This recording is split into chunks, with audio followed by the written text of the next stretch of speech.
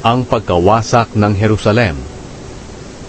Ika-25 kabanata. Nagrebelde si Zedekiah sa hari ng Babylonia.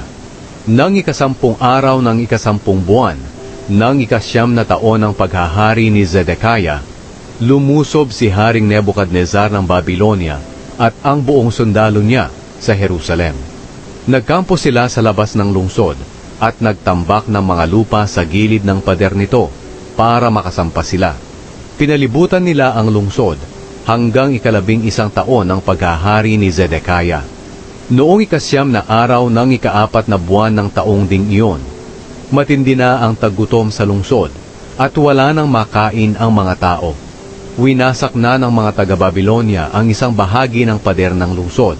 Kaya naisip ni Zedekiah na tumakas kasama ang kanyang buong hukbo. Pero dahil sa napalibutan na sila ng mga taga-Babylonia, naghintay sila hanggang sa gumabi. Doon sila dumaan sa pintuan na nasa pagitan ng dalawang pader, malapit sa halamanan ng hari. Tumakas sila patungo sa lambak ng Hordan, pero hinabol sila ng mga sundalo ng Babylonia at inabutan sila sa kapatagan ng Jericho. Humiwalay kay Zedekiah ang lahat ng sundalo niya, at siya'y nahuli. Dinala siya sa hari ng Babylonia sa Ribla, at doon siya hinatulan. Pinatay sa harapan niya ang mga anak niyang lalaki.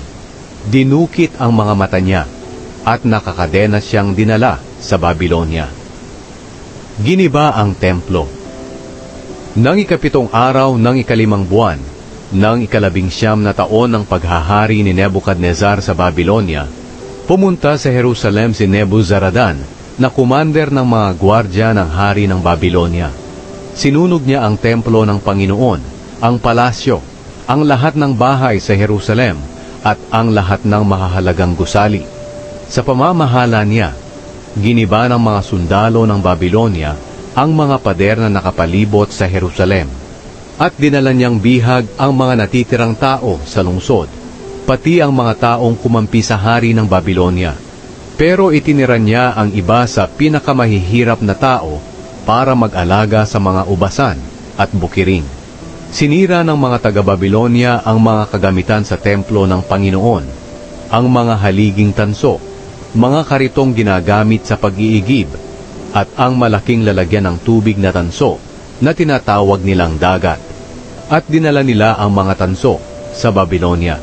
Kinuha rin nila ang mga kawali, mga pala, mga panggupit ng mitsa ng ilaw, mga mangkok, at ang iba pang tanso na ginagamit sa templo. Kinuha rin ni Nebuzaradan ang mga lalagyan ng baga, mga mangkok, at ang iba pang mga gamit na ginto at pilak. Hindi matimbang ang mga tanso na mula sa 2 haligi, sa malaking lalagyan ng tubig na tinatawag na dagat, at sa mga kariton na ginagamit sa pag-iigib ng tubig.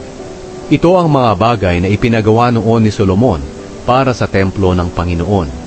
Ang bawat haligi ay may taas na 27 talampakan. Ang 2 tanso na ulo ng bawat haligi ay may taas na 4.5 talampakan. Pinaikutan ito ng mga kadenang dugtong-dugtong at napapalibutan ng dekorasyong tanso na hugis prutas na pomegranata. Binihag din ni Nebuzaradan ang punong pari na si Seraya, si Zephanias na sumunod sa posisyon ni Seraya, at ang 3 gwardya ng pintuan ng templo. Ito pa ang mga nakita niya at dinalang bihag mula sa lungsod. Ang opisyal ng mga sundalo ng Huda, ang 5 tagapamahala ng hari, ang commander na kumukuha at nagsasanay ng mga taong magiging sundalo, at ang 6 na pupang mamamayan doon. Dinala silang lahat ni Nebuzaradan sa hari ng Babylonia na nasa Ribla, na sakop ng Hamat, at doon sila pinatay ng hari. Kaya ang mga mamamayan ng Huda ay binihag at dinala papalayo sa lupain nila. Si Gedalia na gobernador ng Huda. Pinili ni Haring Nebukadnezar ng Babylonia si Gedalia na anak ni Ahikam at apo ni Shaphan bilang gobernador ng mga naiwang tao sa Huda. Nang marinig ito ng mga opisyal ng Huda at ng mga tauhan nila, pumunta sila kay Gedalia sa Mizpa.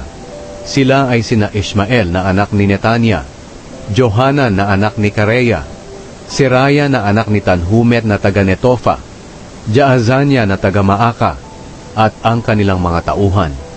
Nanumpa si Gedalia sa kanila at sa mga tauhan nila. Huwag kayong matakot sa mga opisyal ng Babilonia. Manirahan lang kayo rito, at paglingkuran ninyo ang hari ng Babilonia, at walang mangyayari sa inyo. Pero nang ikapitong buwan ng taon na iyon, si Ismael na anak ni Netania at apo ni Elishama, na miyembro ng sambahayan ng hari, ay pumunta sa Mizpa.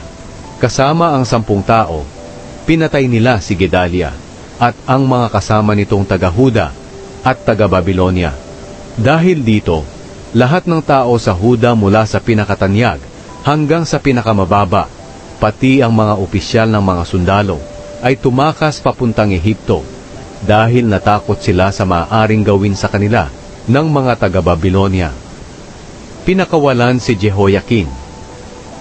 Noong ika-37 taon ng pagkabihag ni Haring Jehoiakin ng Huda, naging hari ng Babilonia si Evil-Merodach. Pinalaya niya si Jehoiakin ng ika-27 araw ng ika-12 buwan ng taong din iyon. Mabait siya kay Jehoiakin at pinarangalan niya ito, higit sa ibang mga hari na binihag din sa Babilonia. Kaya hindi na nagsuot si Jehoiakin ng damit na para sa mga bilanggo, at mula noon ay kumakain na siya kasama ng hari. Araw-araw siyang binibigyan ng hari ng mga pangangailangan niya habang siya'y nabubuhay.